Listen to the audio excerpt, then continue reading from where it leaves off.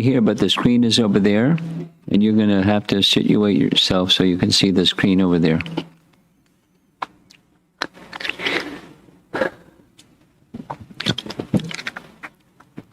This is the final evening of this visit to Naperville area. What town are we in? Whose home is this? What town is this? Yorkville. Yorkville. Yorkville. Yorkville. Yorkville.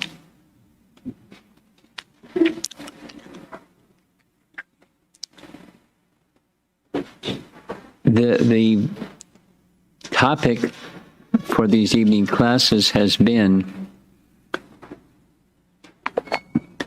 the prayers of Brahma to Krishna, found in Canto 10, Chapter 11.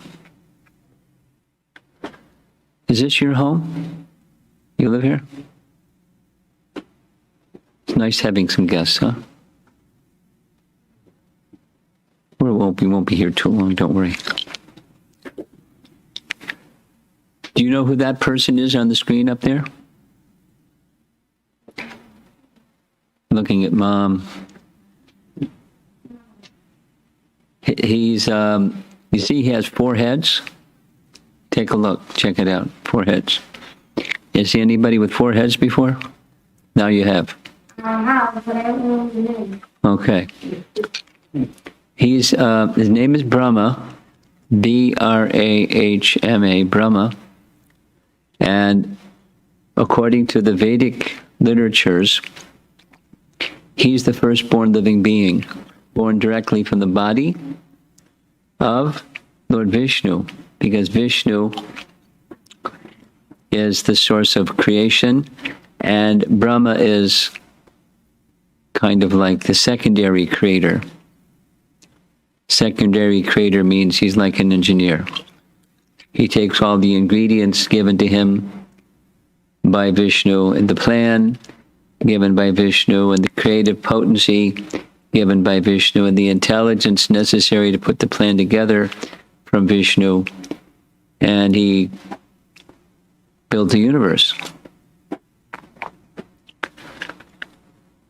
And he lives for the duration of the universe. And his duration of life is 100 years, after which there's cosmic annihilation.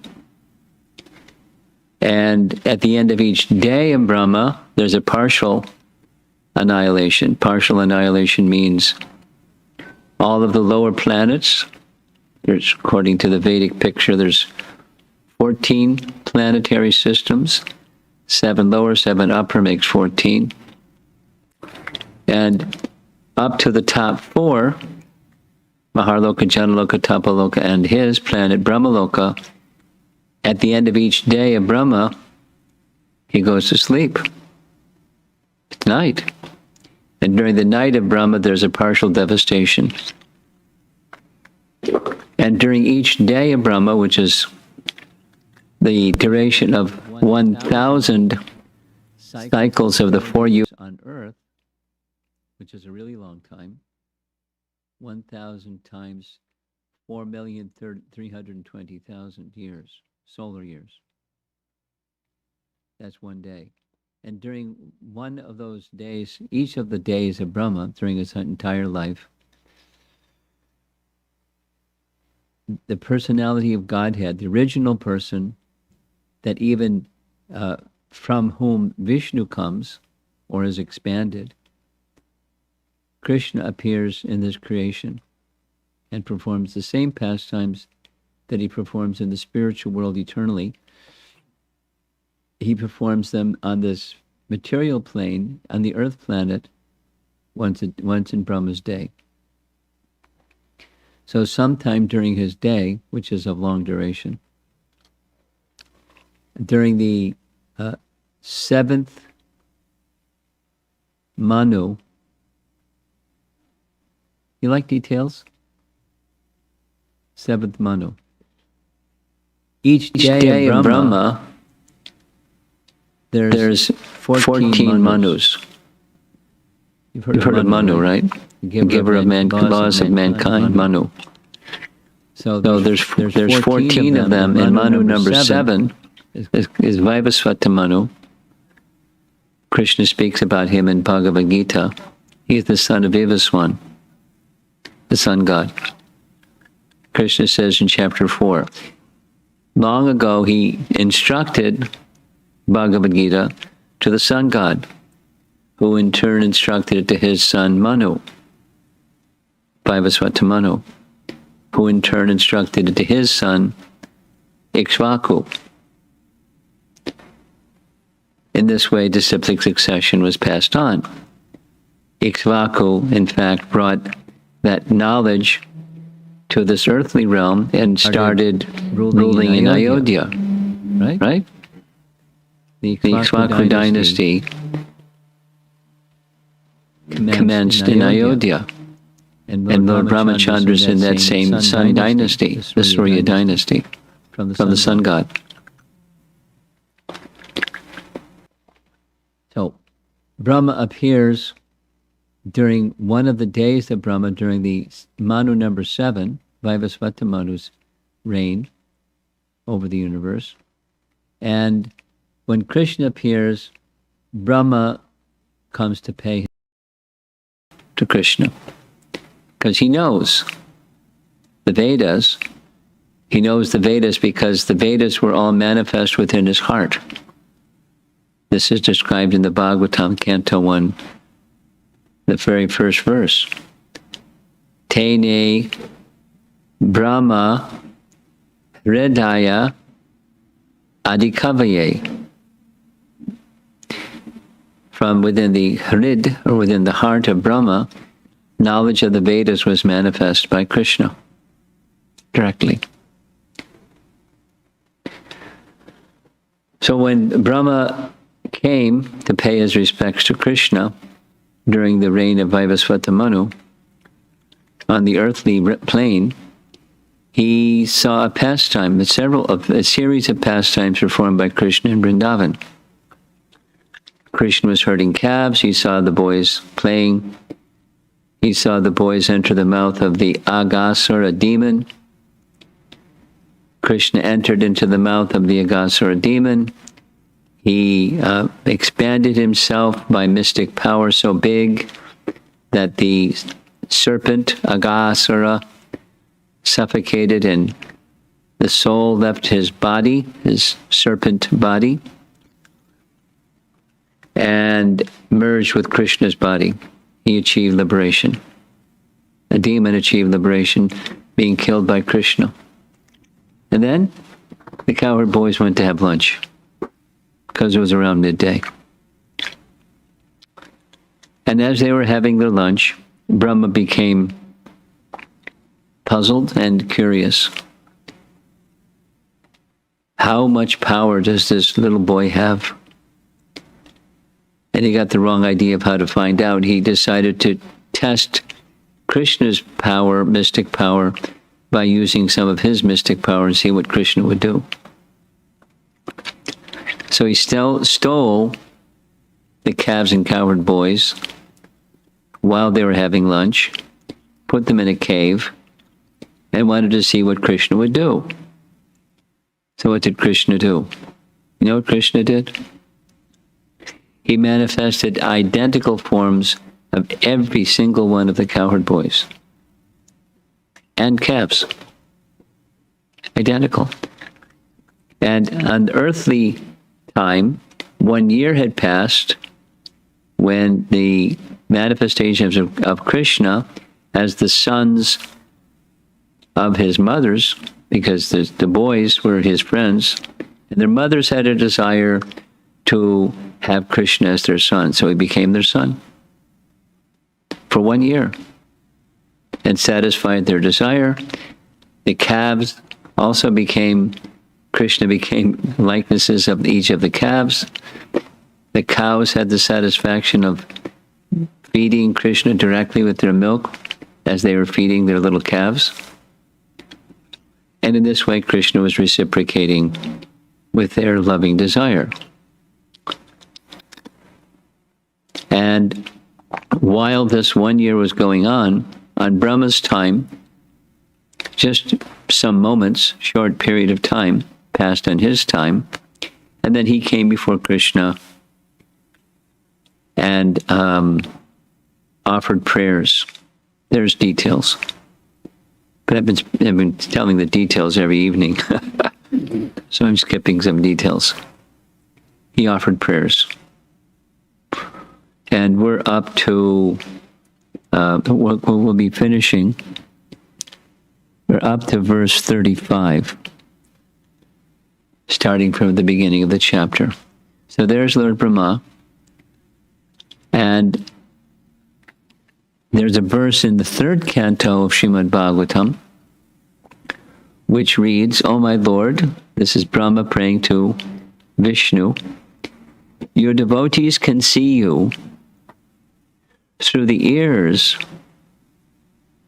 by the process of bona fide hearing, and thus their hearts become cleansed by hearing, and you take your seat there when the heart is cleansed. You are so merciful to your devotees that you manifest yourself in the particular eternal form of transcendence in which they always think of you." Oh, Krishna is the source of everything. That was displayed to Brahma, the part of what I didn't narrate this evening. Krishna is the source of everything, spiritual and material. The material is just a reflection of the spiritual, but the spiritual reality exists with Krishna, and he showed all of that to Brahma. Now, he showed not the various incarnations or forms of himself, but he has unlimited forms because the living entities who he reciprocates the desire of, they have different hearts in the cleansed condition, different hearts, and he shows their form to them, which is the form upon which they always meditate in transcendence. So Brahma is expressing in his prayers, "You're very kind to me. I made this offense by stealing the calves and cowherd boys, yet you showed me this great mercy of all of your potencies, and you're the source of everything, coming from this original form." So the original form, the conclusion is, the original form of all the other forms, that's the absolute truth, whatever that is, and that absolute truth is this form of Krishna in Vrindavan. Here, in this prayer number 35, Brahma is appreciating how fortunate the residents of Vrindavan are. I mean, there's a series of prayers that precede this. The Sanskrit that he uses is Buri Bhaga, several times. Buri Bhaga, up top, Bhagya Mahima, Aho Bhagyam, Aho Bhagyam. Bhagyam means this most fortunate. So he's considering himself the greatest possible good fortune is if he could take birth somewhere in Vrindavan, even a blade of grass, something, anything, where dust could fall on his head, dust from the residents of Vrindavan. Then this verse, he's saying, how are you going to repay these residents of Vrindavan? My mind becomes bewildered. Ayam muyanti. Just trying to think of what reward other than you could be found anywhere. You are the embodiment of all benedictions which you bestow upon these residents of the cowherd community of Vrindavan. You have already arranged to give yourself to Putana and her family members in exchange for her disguising herself as a devotee. So what is left for you to give to these devotees of Vrindavan, whose homes, wealth, friends, dear relations, bodies, children, and their very lives and hearts are all dedicated only to you? So you know the Putana story, right? Yes? Putana story. When Krishna was just very, very, very tiny, Prabhupada says 3 months. Elsewhere it says just a few days old. So, very, very tiny child in either case. Putana came to try to kill Krishna, disguised as a devotee. And her plan was she would kill him by acting as if she's a mother, but smearing her breast with poison, so when he would take the milk from her breast, he would die by touching the poison. So Krishna, he took the milk, and he also took her life air, and she died. And she achieved the position of a nurse in the spiritual world assisting Mother Jasoda. Knowing that to be a fact, Brahma is expressing, how are you going to, you did this for Putana, what are you going to do for the devotees of Vrindavan? They don't come like Putana did. You gave her not just liberation, you gave her a place in the eternal spiritual realm, intimately serving alongside Mother Jasoda. So what are you going to give to these devotees here in Vrindavan? And here's Vishwanath Chakravarti Thakur's commentary. They have given you everything, their home, wealth, friends, dear relations, bodies, children, the very lives and hearts. How are you going to reciprocate with them? You are such a generous giver. You have given yourself to Putana. How then you reciprocate with these Brajvasis? And Vishwanath's conclusion is, you cannot.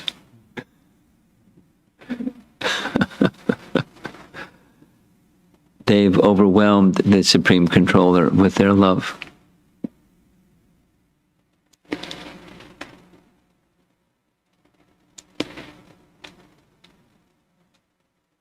He also indicates Krishna raised their level of love to the mood of pranaya.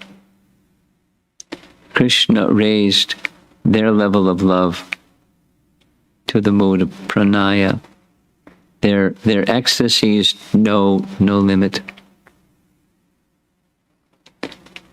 So we're about to conclude the prayers. In delusion, one may think, I'm a great renunciate. I have no possessions, and I have no attachments. I wander alone in the forest. I am more advanced than those householder Vrajvasis who attend cows. To address these and other misguided souls, Brahma concludes his prayers in the following 5 verses. So that's what we're doing now. Conclusion. My dear Krishna, until people become your devotees, their material attachments and desires remain thieves, their homes remain prisons, and their affectionate feelings for their family members remain foot shackles. 37. My dear Master, although you have nothing to do with material existence, you come to this earth and imitate material life just to expand the varieties of ecstatic enjoyment for your surrendered devotees. That is, these devotees in Vrindavan don't think of Krishna as God. They think of him in the intimacy of their relationship with him. Their master, their dear friend, their child, their beloved. So he appears in the world as if one of them, a simple cowherd boy, to reciprocate, perfectly reciprocate their love. with their simple hearts and their simple way of life, including the cows and all of the other forest animals. There are people who say, I've met some people who say, I know everything about Krishna. Let them think that way. As far as I am concerned, I do not wish to speak very much about this matter. Oh, my Lord, let me say this much. As far as your opulences are concerned, they are all beyond the reach of my mind, body, and words.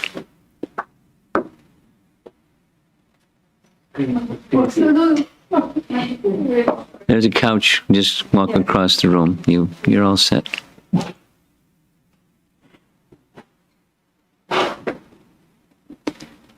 And I can attest to this line, one of the common lines when distributing books to people from India.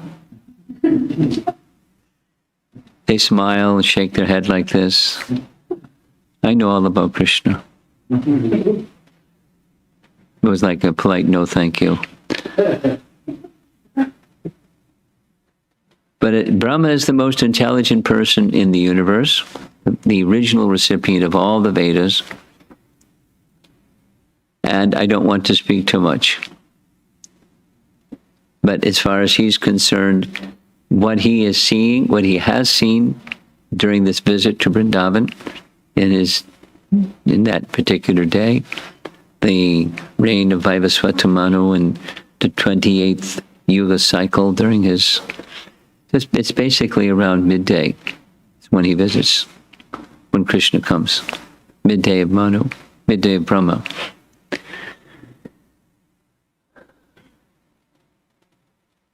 Inconceivable. Just 2 more verses. My dear Krishna, I now humbly request permission to leave. Actually, you are the knower and seer of all things. Indeed, you are the Lord of all the universes, and yet I offer this one universe unto you. Of course, it's already his.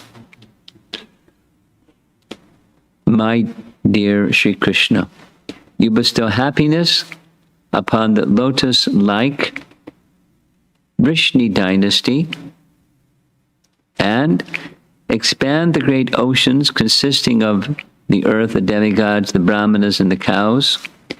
You dispel the dense darkness of irreligion and oppose the demons who have appeared on this earth. O Supreme Personality of Godhead, as long as this universe exists, and as long as the sun shines, I will offer my obeisances unto you.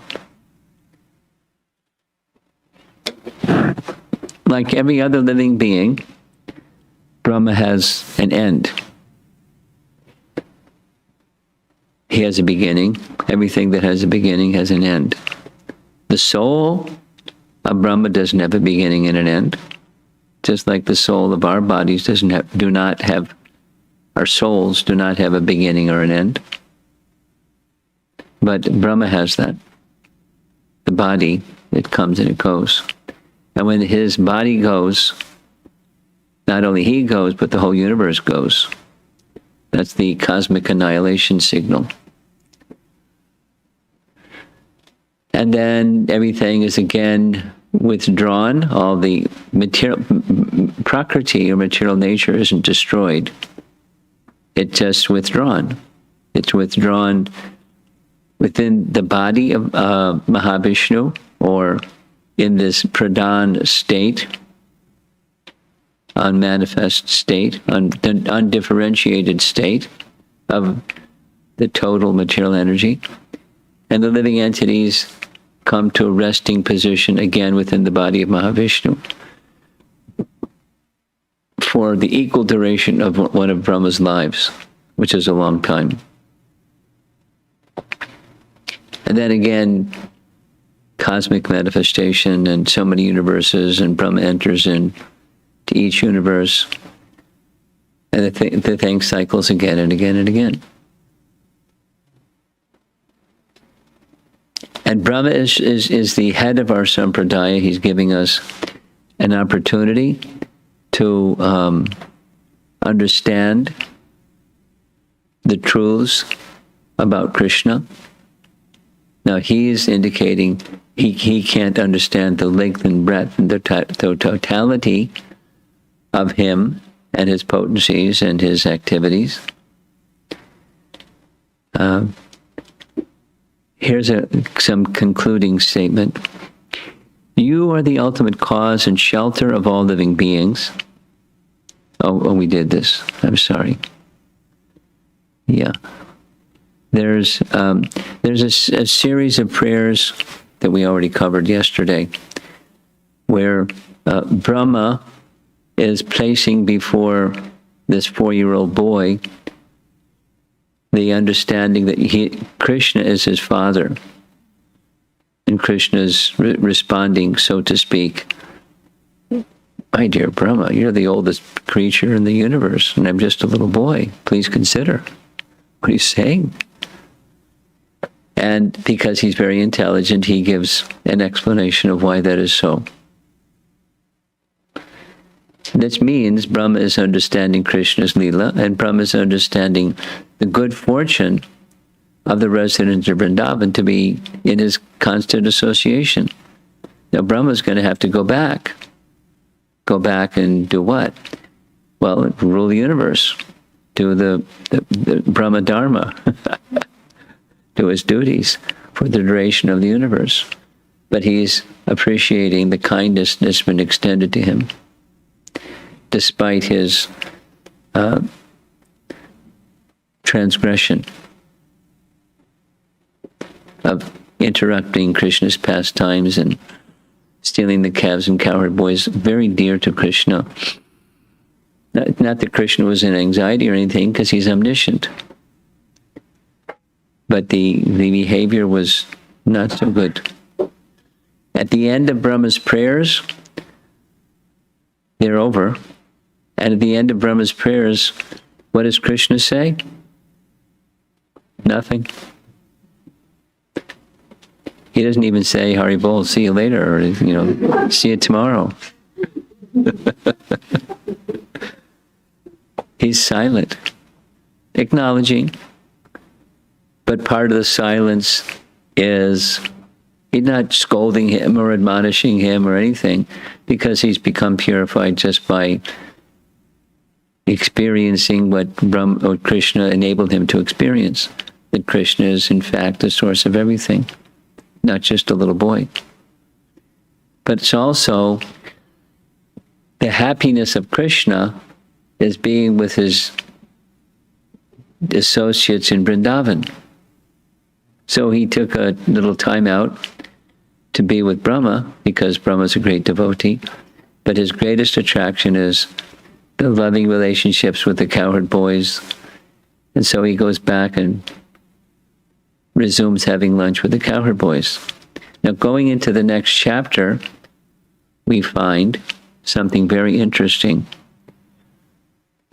As Krishna still has a morsel of yogurt and rice in his hand, so do also the boys. They haven't even eaten a morsel yet. They're like in suspended animation or something, covered by Yogamaya. They haven't eaten for a whole year.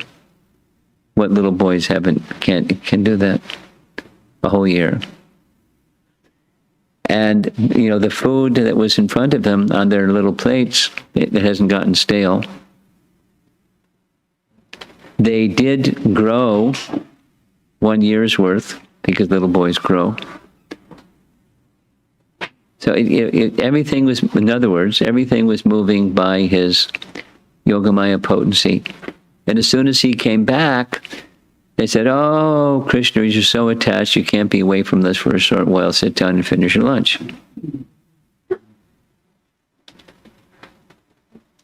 Those boys that were these are the same boys that were in the cave. But now they're not in the cave anymore. It doesn't give the detail of how he got from the cave to back in their lunch place.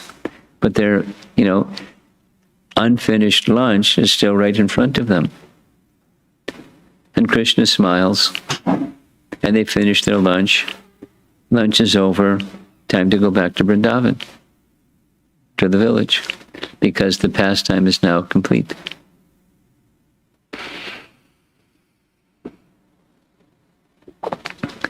One of the characteristics of Krishna, he's clever. And one of the descriptions of his being clever is by one thing he can accomplish many things. So he's accomplished many things. He reciprocated with the cows. He reciprocated with the mothers. He reciprocated with the fathers. There's a nice pastime. One day, during that 1 year that Krishna was the calves and cowherd boys, the cows were grazing on the side of Govardhan Hill, and the cows saw the calves. Moo, off they went to be with their calves, which was Krishna. And then the cowherd men saw the cows. You ever seen a cow run? It's really funny. I mean, normally they walk really slowly, but I've seen cows run. So they were running down the hill, galloping down the hill. And the cowherd men were chasing behind them. Stop! Whatever language they would say, with their sticks raised and the whole thing, and they wouldn't stop. But so their anger, the cowherd men were completely, freed from anger, because when they got to the bottom of the hill, they saw their sons, who were Krishna. And seeing Krishna, they forgot everything. And the calves were able to take milk from the cows, because that's only supposed to happen during milking time, but spontaneous love took over. They didn't wait for milking time. Krishna was reciprocating with the cowherd men, the cowherd mothers, the cows, and for that matter, all the other living entities who were in contact with Krishna or in contact with the cowherd boys, all the other elders in Vrindavan. Yeah. During the course of that year, it's described, even Balaram, because he wasn't there that day, that the Aghasura demon was killed. They had to attend to some ritual that Rohini wanted him to do, so he stayed back. During that 1 year that Krishna was the cowherd boys, Balaram didn't know, although he's omniscient. Now, how's that possible? Because Yogamaya made that arrangement that Krishna's loving pastime can go on unimpeded. Towards the end of the 1 year, Yogamaya curtain started to pull back a little bit, and a little bit, and a little bit. And Balaram could start to understand, hey, wait a minute. These aren't Krishna's friends. This is Krishna. And he asked Krishna, is this what's going on? And Krishna just smiled. And then the year was over. And then somehow the cowherd boys didn't know that they had been under Yogamaya influence for a whole year. And they went back at the end of that day, after 1 year, to tell everybody about the event of the killing of Aghasura demon that took place 1 year ago, as if it had happened the same day. Yogamaya is very, makes time and space very flexible. No problem. Krishna wants a pastime, no problem. We had this discussion. Did you read those 2 articles by Ravindra? Not yet? Okay. Today. Okay, so we had some nice, Mataji had some nice questions about eternal time and past, present, and future time.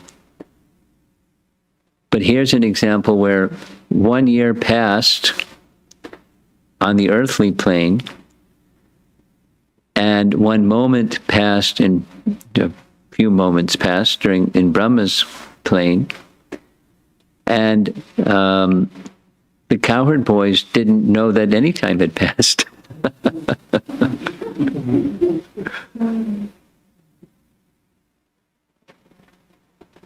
So time is very flexible for Krishna's pastimes. And actually, the pastimes are eternal, which is another mystery. Because we speak about them as if it's past, present, future. Like once upon a time, and then something, and then the pastime ended. Sounds like past, present, future. One explanation that's given is a very nice explanation. One of the ways to understand that Krishna's pastimes are eternal, even in this material realm, is that they're eternally going on somewhere. In other words, like the sun is rising somewhere on earth. Every moment, every moment, every moment, every moment, somewhere the sun is setting on earth. Every moment, every moment, every moment.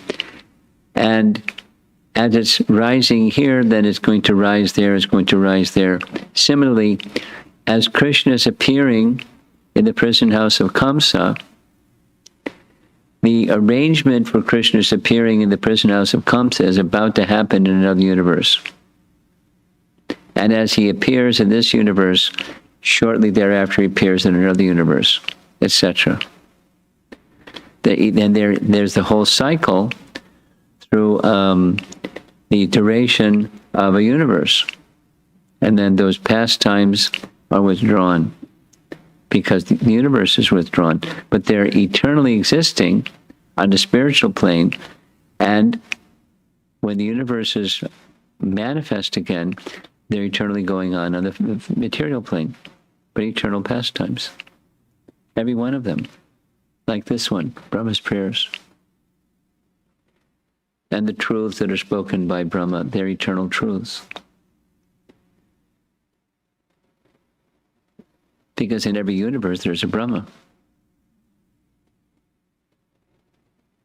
And every universe there's 14 Manus in every day of Brahma. And there's same things.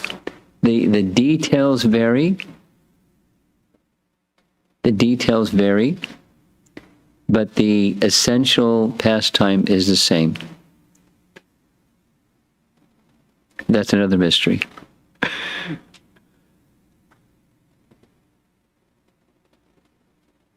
Another mystery. Prabhupada explains that mystery this way. Variety is the mother of enjoyment. So Krishna's pastimes follow a certain theme, but each time he does the pastime, because they're eternal, there's some variety because variety is the mother of enjoyment.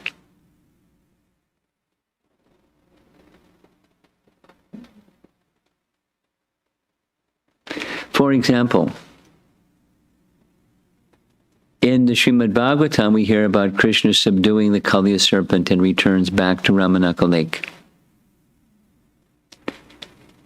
Sometimes Krishna not just subdues Kaliya serpent, but he takes the gopis with him onto the hoods of the Kaliya serpent, and they perform dance pastimes on the hoods of the Kaliya serpent together. Like this, the hoods have become a dance platform. And sometimes the Kaliya serpent is assisting Krishna to take, instead of Akrura bringing Krishna to Mathura, sometimes Kaliya brings Krishna to Mathura. He becomes like Garuda, a personality that does conveyance. There's a prayer in one of the Puranas where he prays to Krishna like that. Please allow me to be your servant and can conveying you like Garuda conveys, and I can move very quickly. So Krishna facilitates. So there's variety. And there's other nice examples. There's variety. The purpose of the variety is Krishna's enjoyment. The purpose of the pastime is Krishna's enjoyment. The purpose of Krishna's pastimes may also be to illuminate the heart of Brahma, in this case, or other devotees, and to give them an opportunity to speak his glories. Or that's for our benefit.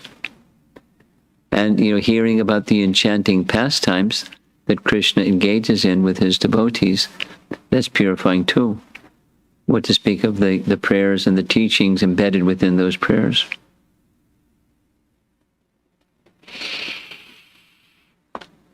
So that's the conclusion of chapter 14 of Canto 10. See if there's some discussion. Way over in the corner. Hare Krishna Maharaj. So my question is, does Krishna appears always in same yuga? Always where? Always in same yuga in all the universes? Yes. Yes. There's consistency in his pastime. He's not obliged, but he does. And the duration is also same for him? Duration? Mm-hmm. I don't have the answer to that. Because I don't know how long, duration of those other because there's variety from universe to universe, as far as I understand, and how time passes in those other universes, I don't know. They are created around the same time, they're annihilated around the same time, so maybe it's the same. Maybe there's variety, so I don't know. I've never been asked that question before. So whether it's the same duration by our solar years, or it's on another time scale because it's a higher realm of consciousness on the plane where Krishna appears, then if that's the case, then the appearance of passage of time will be different. Just like the appearance of passage of time on the heavenly planets is different than here. Or our passage of time is different than a mosquito or a bug or, a germ or some other living entity of lower life form. Time is relative. So probably, but I don't know. Something else?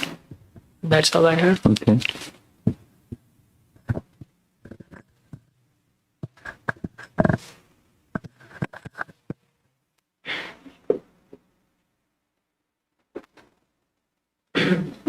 Hare Krishna Maharaj. Lord Brahma has such a long life. You're not on yet. Now? Oh, no. Right. Life is on. Right. Okay, go. Okay, sorry. So, Lord Brahma has such a long life. I forgot the calculation, but 1,000. It's long. So, Yuga spoke with us. And That's one day. one day. And then there's a night. And then there's 30 days, and there's 12 months, and 1 year, Yeah. And he's the most intelligent person. Yeah, so what about us, right? Yes. And on the other hand, very short life. And they are very unintelligent, and most of us are unintelligent. So my question was, such a short life, and What's the hope? I tend to think, especially my work or some other things which I postpone, thinking I have so much time left, And I know we have such a short time. So what is our... What's the cure for procrastination? Is that your question? Not procrastination. What is our next action? With such a short life, how should we progress? How rapidly should take on Krishna consciousness?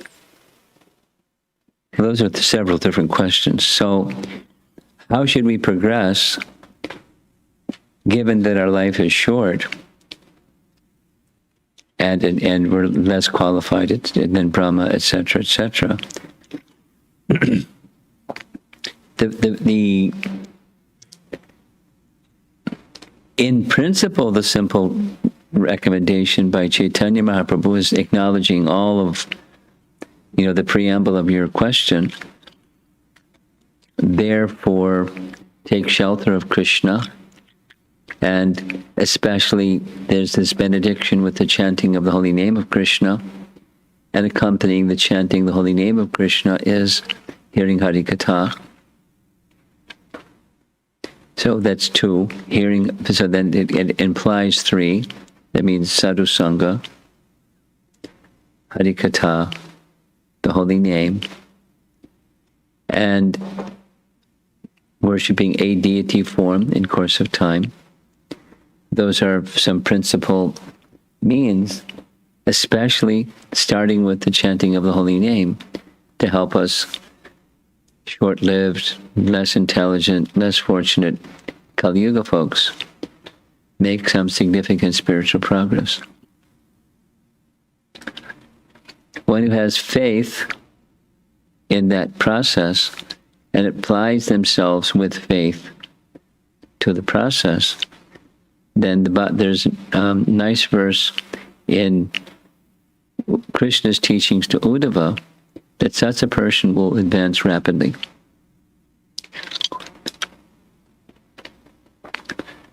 In the verse that Krishna speaks to Uddhava, faith in the hearing process is the operative qualifier. It doesn't have to, you don't have to, faith in the hearing process doesn't mean you have a big intellect. Because a very simple person having faith in the hearing process can become very elevated, far more elevated than a puffy-wuffy. That's my language for, a very proud intellectual person. They can make so much advancement with a short duration and not so intelligent, materially speaking, but have great faith in the hearing process. Hearing the name and hearing the pastimes, etc. Great spiritual progress.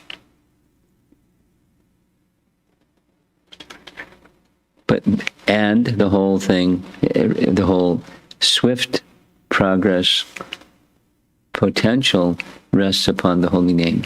Because within the Bhagavatam, there's so many names, again and again.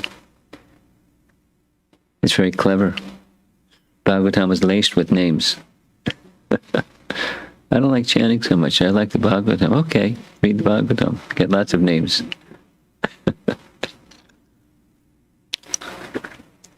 And that's our hope.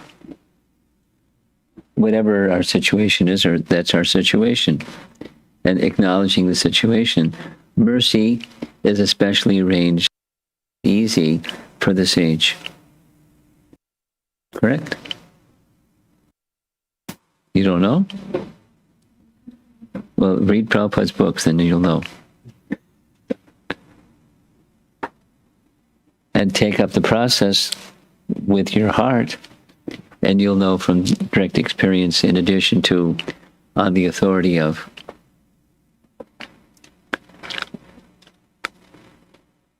Okay. Anyone else? You have online something? Okay, go for it. Govinda Mohini Mataji's question is about how to deal with, or what is a good response to someone, what is a good response to say when people say that I know all about Krishna? My answer to a question like that is it depends. Depends on the time, place, circumstance, person, your relationship with them.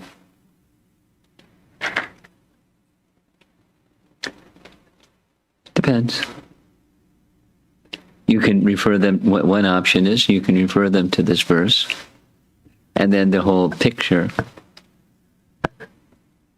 Another option is you can start asking them some questions.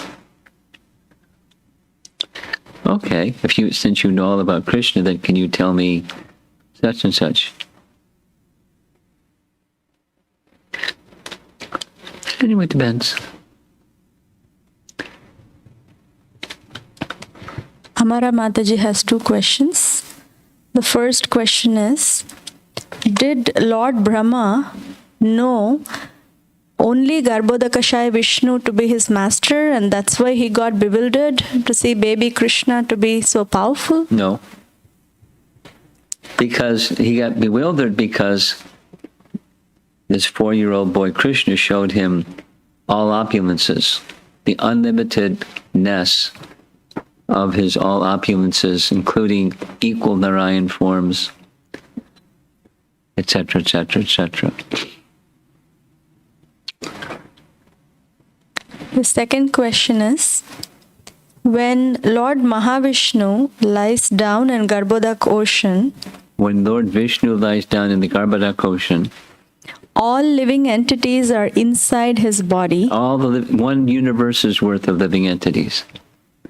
Not all living entities, because there's so many universes and so many Garbhodaksha Vishnus.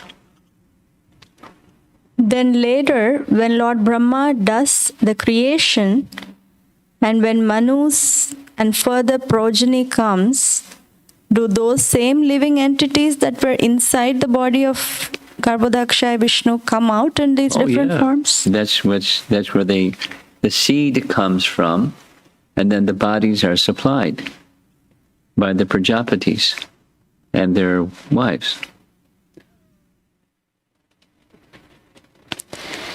Next question is from Shrida Prabhu.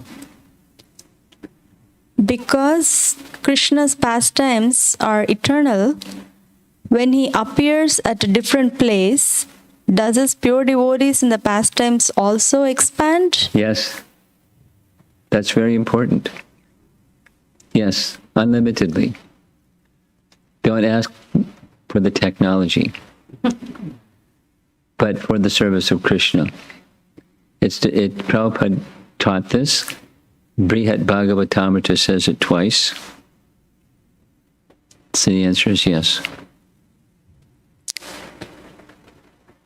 Next question is Madhukar Prabhu. Do Lord Krishna's Leelas same on other universes as on this earth? Is it correct that Krishna's Leelas we hear are that happen in this universe? Do you understand what the question is? Because Is it the same set of pastimes that happen here happen in other places too? Sure. There's variety, but the same theme and the same rasa exchange, same mood of love, and there's variety. I mean, it's like the sabji that Krishna has in this universe may be a different sabji in the next universe. Behind you. Thank you, Maharaj.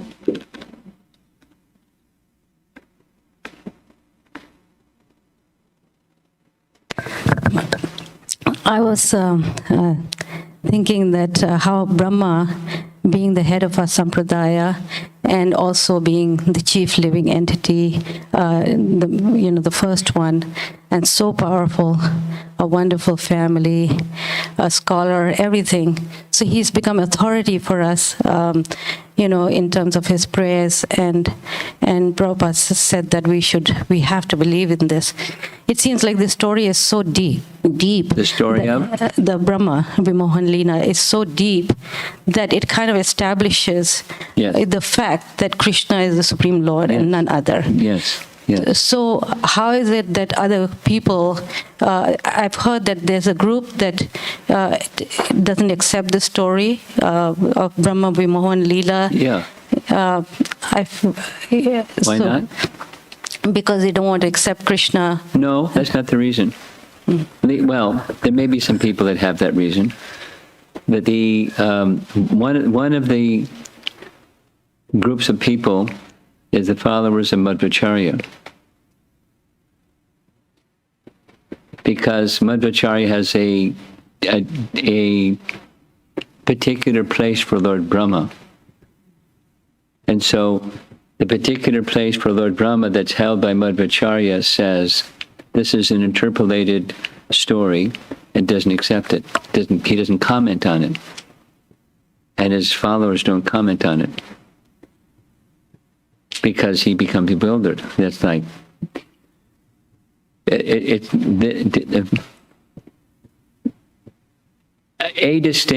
another distinction between the teachings of Madhvacharya and the teachings of Lord Chaitanya, although he's in the line of Madhvacharya, is Madhvacharya teaches there's a hierarchy of jivas. You're aware of that, right? And hierarchy is determined by their flawlessness. I mean, among other things. And so Brahma is not going to make something like this. And so, the other is Brahma becoming attracted to his daughter. Just like doesn't accept it, doesn't comment on it. It's just like it doesn't exist.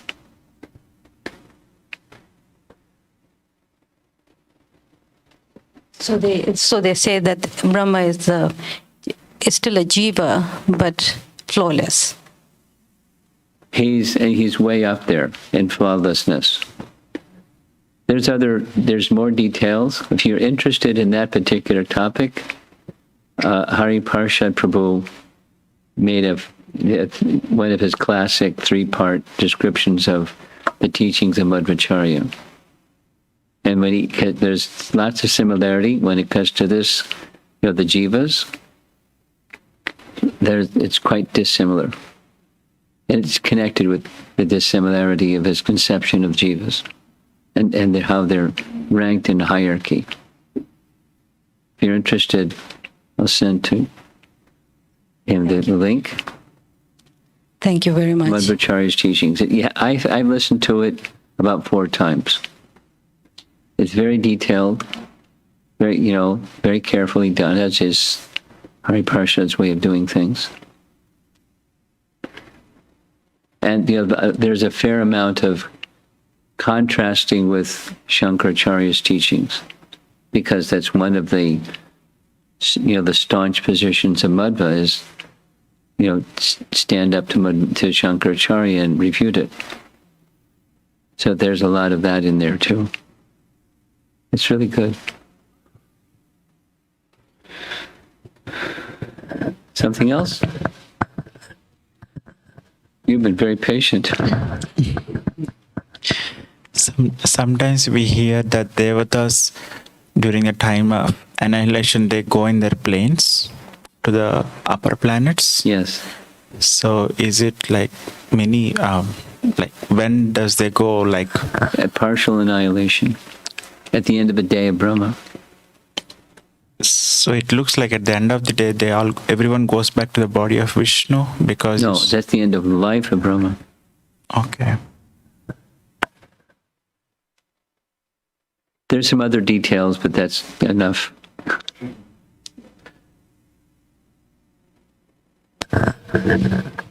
There's Amara Mataji is requesting some clarification or offering clarification on her question.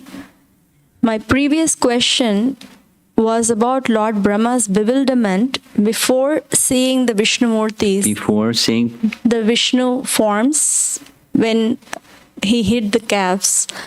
So before even the whole entire Leela. Okay.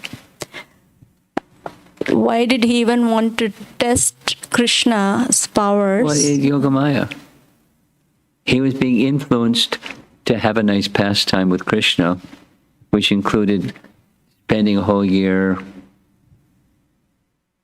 as cowherd boys. So the cowherd boys, it's to facilitate a pastime. So being curious is not a problem. Kidnapping is a problem. And some pride. There's some indication, some pride. And that pride was withdrawn.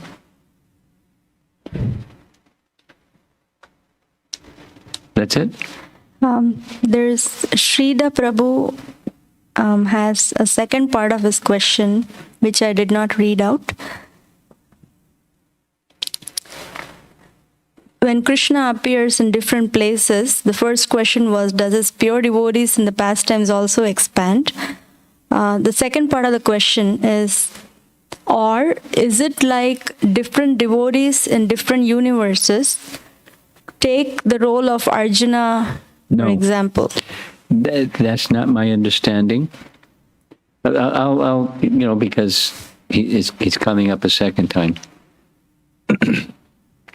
Twice Narada Muni instructs like that to Gopakumar, because Gopakumar sees him in several places and said, wait a minute, I saw you here and I saw you there, and now I'm seeing you here again.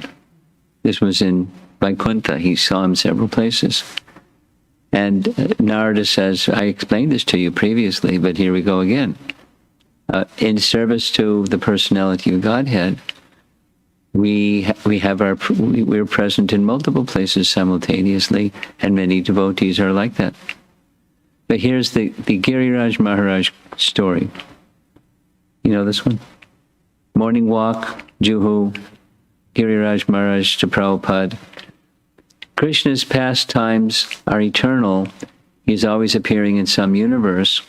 Does that mean that Arjuna is also there in some other universe? When he's with Krishna doing the Kurukshetra battle and things?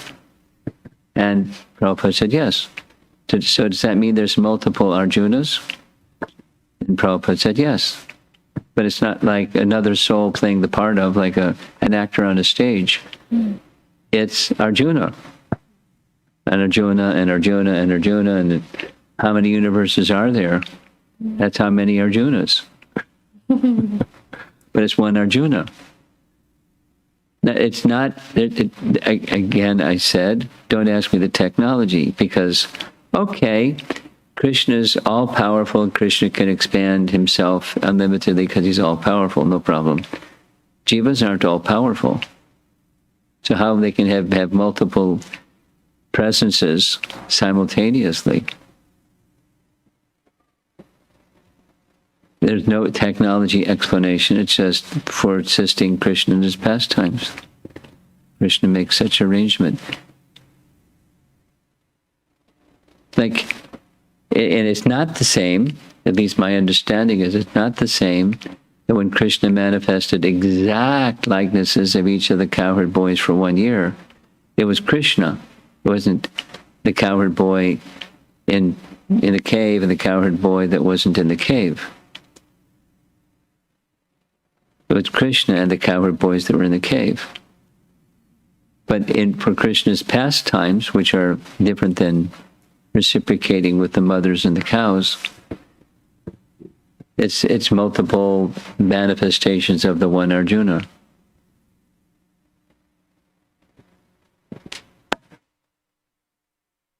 Without an explanation of technology, it's Krishna's potencies are without limit. As he can manifest one Arjuna, he can manifest unlimited Arjunas for his pastimes. It's mind-boggling.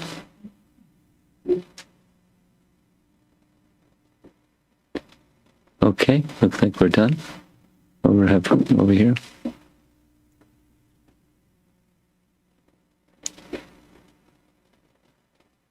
Hare Krishna.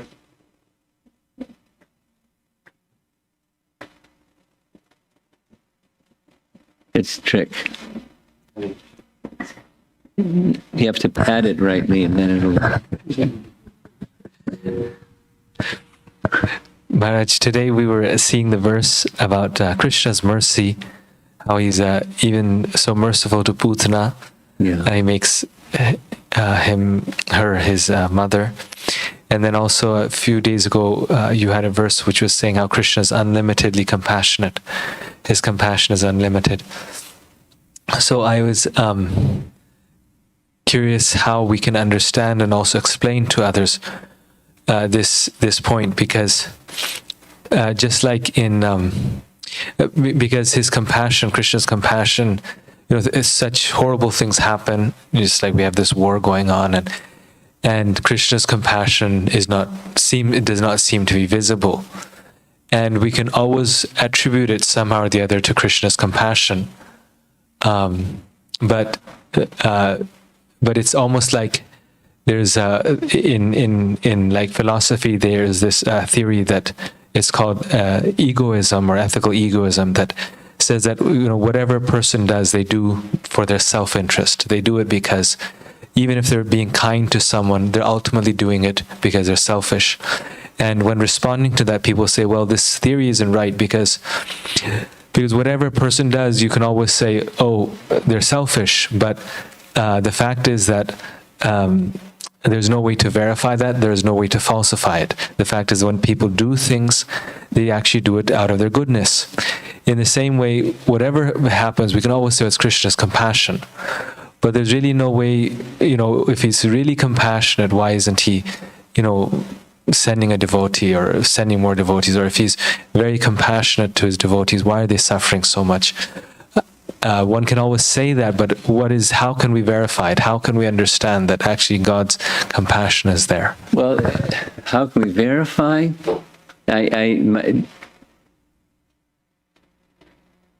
Two things come to mind. How can you verify anything? How can you know that you exist? How can you verify anything? You have to have some pramana. And the means of verification can be, multiple, but the topmost verification is Shabda. But, then, okay, that's your faith, but what if I don't have that faith? I see something else because I have another kind of faith. So then it's resting on faith, plus Shabda.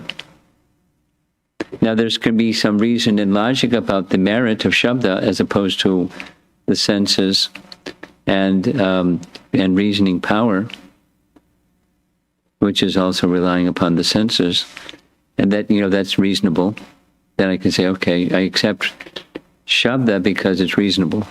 So it can be endless, infinite regress, as they say. It requires the pramana, or means of knowing something. And Shabda pramana is the best means of knowing things. So we can know through Shabda pramana. And if we act with faith and Shabda pramana, then there's some experience.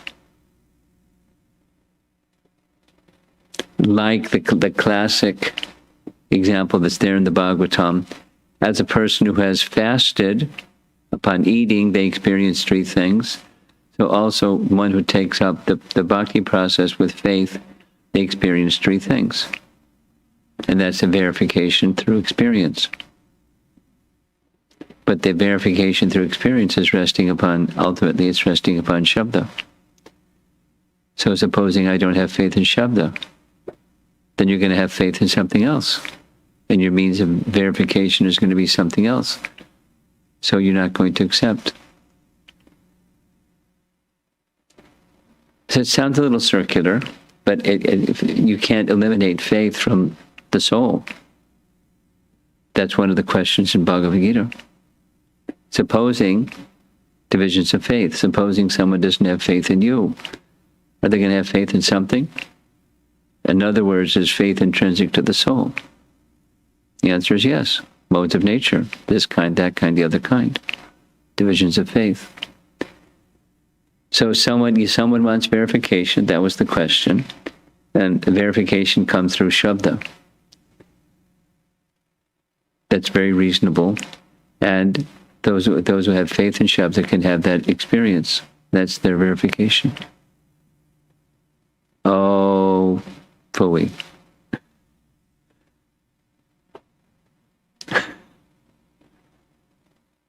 But that's a means for verification.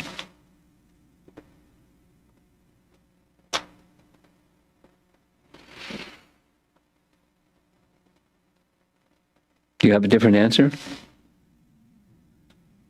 Being a philosopher, or No, it almost seems, the problem is that it almost seems like anything that goes bad in this world, a person could attribute it to Krishna's compassion. But it's just like but we almost make the same criticism to the materialists that, you know. Sure. Oh yeah. Oh yeah. We're very clever. But then it comes down to pramana. How do you know anything?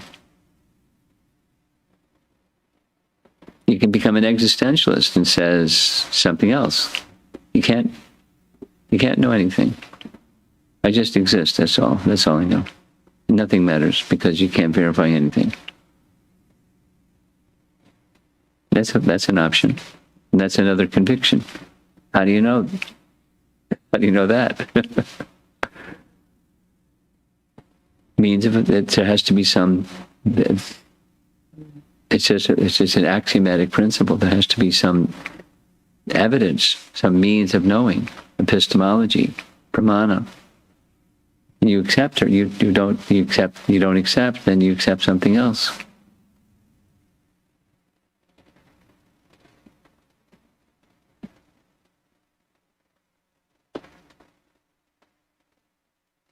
Or as George Harrison said, the proof of the pudding is in the eating. That was that, you know, bhaktir parishano bhavo viraktir anyatra cha. 3 things happen when you follow the bhakti process properly, and that's verification.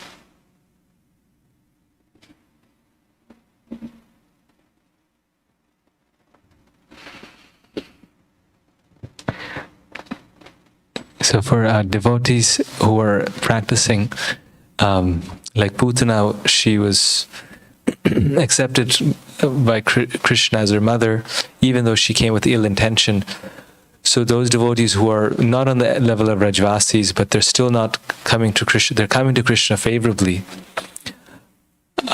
Given this verse, should they feel that, can they feel that Krishna, that Krishna will, is this verse literally to be accepted, that they will also, if Krishna is giving Putana that rule, then at least if the devotee is not trying to kill Krishna, they must be then, Krishna must be taking them back home, back to God. Well,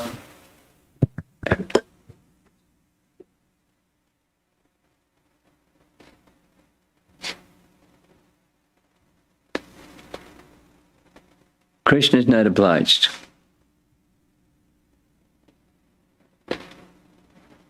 Because we offer a leaf or a flower or of water, Krishna is obliged now.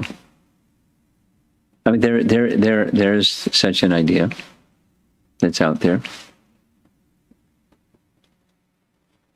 but Krishna is not bound by such a rule. His kindness is universal, but his kindness can be manifest in varieties of ways. I was thinking in response to this question, it's quite logical to say Krishna's compassion is behind everything, even when bad things happen, because there's a purpose behind bad things happening. As much as there's purpose behind a parent not awarding their child something that's detrimental to them, or taking that detrimental thing away from them. And the child may scream and cry and so forth. But it's the compassionate parent that takes away something detrimental from a child. And then, there's gradations of all of that. So the wars and all those horrible things, it's a dealing of it is the external energy a manifestation of Krishna's compassion. Is the compassionate nature of Krishna folded into the illusory energy? And the answer is definitely. But then that's also a matter of scripture, Shabda Praman, and faith. But it's quite reasonable. It's quite reasonable. that it invites one to ask, just like Sanatana Goswami asked Lord Chaitanya, why threefold miseries? Not how do I get free from them, but for starters, why do they exist? Why is there suffering? Why is there repeated birth and death? Why is there wars? Why isn't it all nice? Well, we walked away from the all nice place. And so we're being reminded it's not nice over here. Oh, that's not compassionate. It's compassionate. We're responsible for our choice, and we're being reminded it was a mistake. There is a nice place. This isn't it. And that's part of compassion, is to help people understand when you're dealing with something that's detrimental to you and others, it's unpleasant. And that's compassion, to help one understand that. Some people can understand it just by hearing. Some people, the classic. Some people can understand by hearing and seeing. Some people can understand by hearing, seeing, and experiencing. And some people can't understand at all. So it's compassion to try to help people understand. But there's also the free will that people don't want to, their capacity to understand has been withdrawn because their attitude is so bad, so covered.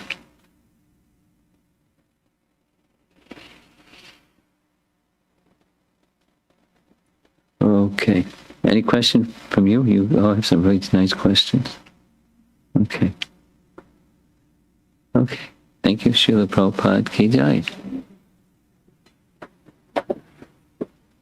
Prabhupada Maharaj.